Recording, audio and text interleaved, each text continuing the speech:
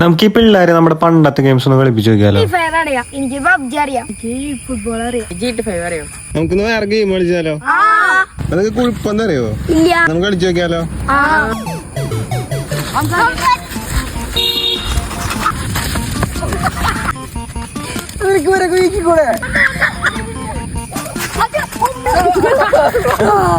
കുളങ്ങര അറിയോ? എന്നാ കളിച്ചാലോ? കുളം, കര, കര. ആ മതി, ഔട്ട്. ഒരു പന്ത് കളിച്ചിട്ടുണ്ടാ? കളിച്ചാലോ?